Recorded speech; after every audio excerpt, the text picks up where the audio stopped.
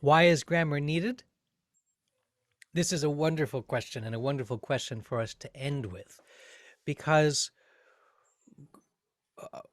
it's easy to wonder when we're studying grammar, especially if grammar is starting to feel complicated or intimidating. You might wonder, why do we need this stuff anyway? I had no trouble speaking before I studied grammar. I could talk about things, I could tell a story, I could be with my friends without worrying whether this was a noun or a verb or an adjective or a conjunction or an article.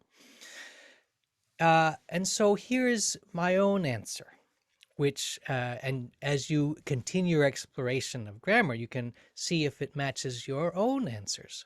My answer is that grammar helps us to see what we're doing.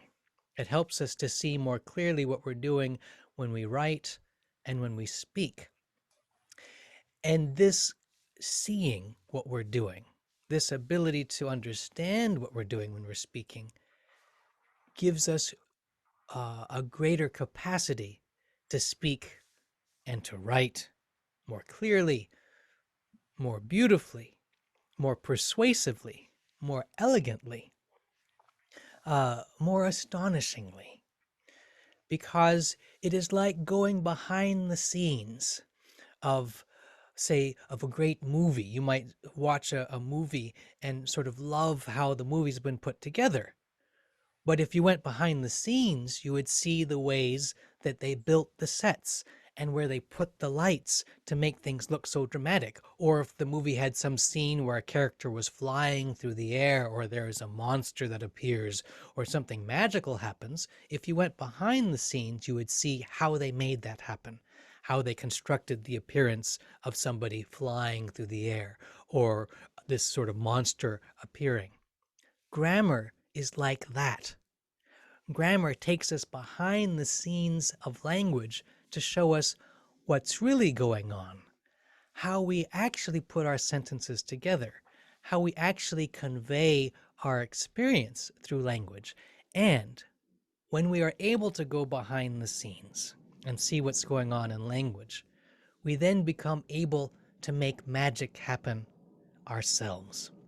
We become able to create our own marvels in language, like watching a wonderful movie, so that we are able to express to each other and to ourselves the stories that live inside of our imagination, the experiences that we want to tell other people about, the feelings and thoughts that we may be surprised to be thinking and feeling.